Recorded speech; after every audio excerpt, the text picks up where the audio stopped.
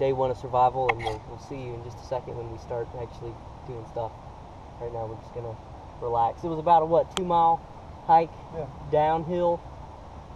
Yeah, so I mean, wait, we were dropped off. We did not even dropped off. We didn't bring anything. Just our minds, and to me that's a very powerful tool. Very powerful. So yeah, we'll see you guys in a little bit when we start doing stuff and things. So yeah. So the first survivor skill you're gonna need is starting a fire, which you're gonna need to make a fire pit, you know, similar to this. We're not gonna show you how to make it because it took a while off camera, and we figured we just wouldn't demonstrate that. So all you need to do is just put up a couple rocks, and then Matthew can explain to you what he's doing here. Well, to start out, you gotta have plenty of tinder.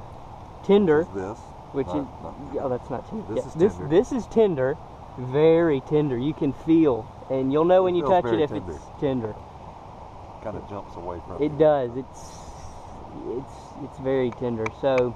And then you're gonna want to move up to some kindling. And you're also gonna need a knife. We luckily found that knife.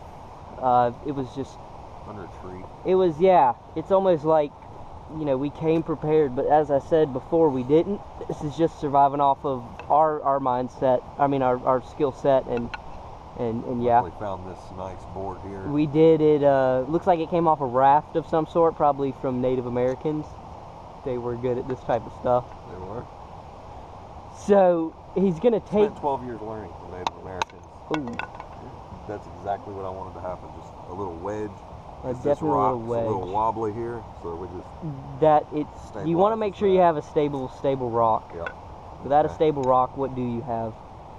Just a wobbly rock. Exactly. So you're gonna have your fire pit. You put your tinder in, and then. Then we need to find 2 rocks that will make a spark. And you can, oh, there we go. You can see we have smoke, and it just starts smoldering and burning down. And so this is just how you start your basic fire, with nothing but rocks. You can see it's already started to smoke, and he's just gonna take the tinder and very tenderly pick it up. He's cuddling the fire. He's letting it know that he's comforting it, I think is the correct term. Or that's what us survivalists call it. Then he's going to take the wood from the washed up board we found from the natives, and he's going to blow on it.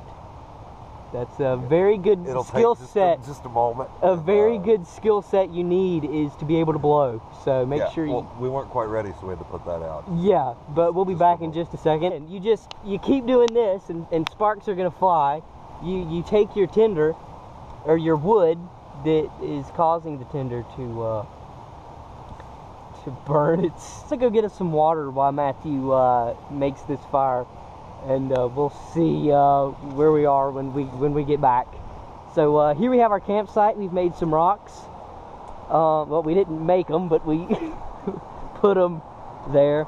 So when you're going to be camping, you definitely want to be near a water source, and thank God we were dropped off here because it's endless supply of water. Running water is what you're going to want to drink, because running water means that the bacteria in the water, it can't, you know, give you AIDS or any other type of disease. I see a lot of smoke. So we're going to see if we can find us some good drinking water, and then we'll run back up there. See, this water right here is stagnant. We don't want that. Oh, look at this. Oh, this is crazy. Here we have a water bottle. It looks like it just washed up. You know, oh, dropped it. You know, thank God for pollution. Without that, we wouldn't have this water bottle. Matthew's telling us to continue looking for water. I did find this washed right up shore.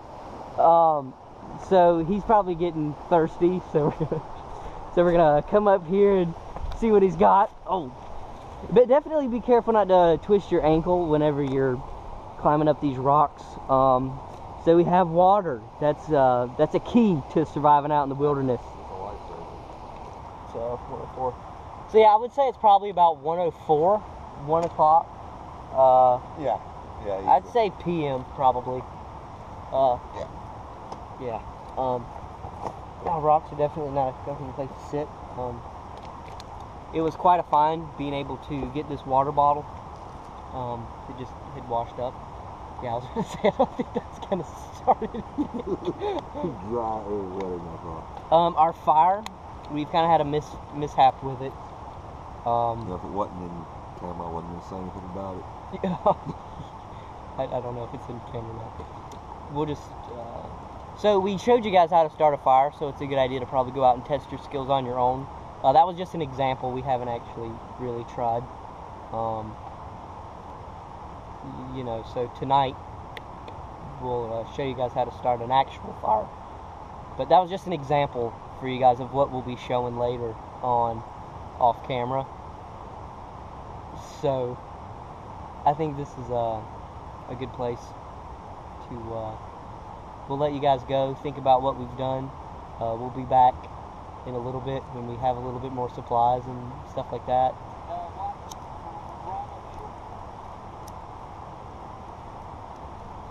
Similar to how the Indians made their houses.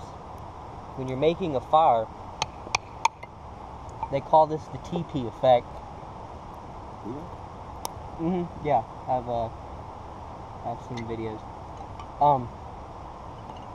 Cover up the bark.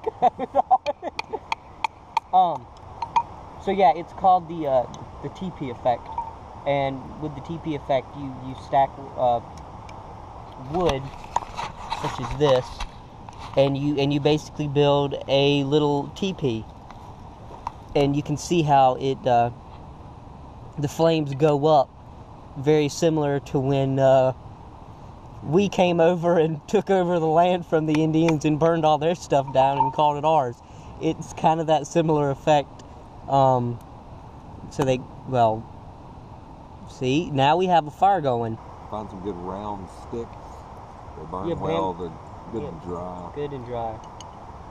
You can find them at Walmart or The woods. the woods where we found them. Also, on a side note, fire is hot, so try not to get too close to it, because the world is a very cold and evil place, and having people that have experienced that firsthand, you know. I've had to survive out in the wilderness. Hell, countless times. You know, so many I can't even count.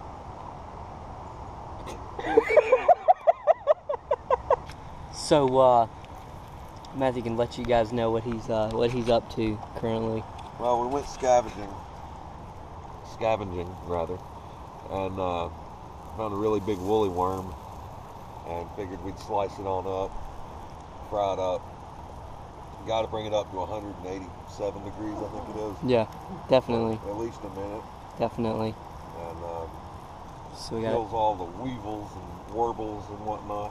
Because I mean, surviving out here, you got to do some pretty. Yeah, it's gross. It's rough. It is. The kill happened so fast that we didn't get a chance to catch it on video. But yeah.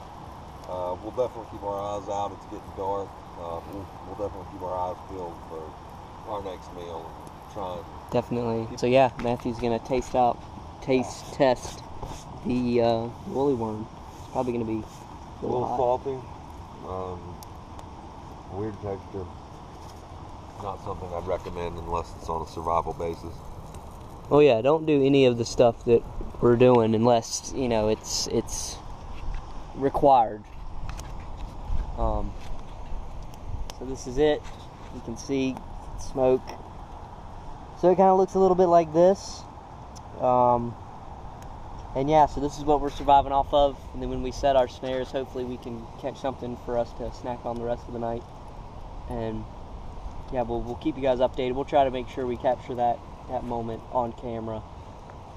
And hopefully be able to get some footage at night. Hopefully nothing will come around and harm us. It's kind of warm. This is an excellent video series to follow on how to stay alive, really. Wouldn't you say? Absolutely. You know, Matthew and I, we have, you know, decades and decades of experience in surviving out in the wilderness. And so you know, just keeping up with us is definitely the way to go on doing this. You know, Survivor Man, it's all fake, it's all staged. You know, it's not real. No. This is actually us in the wilderness with nothing but our minds. A very powerful tool. Ooh. Well, everything else.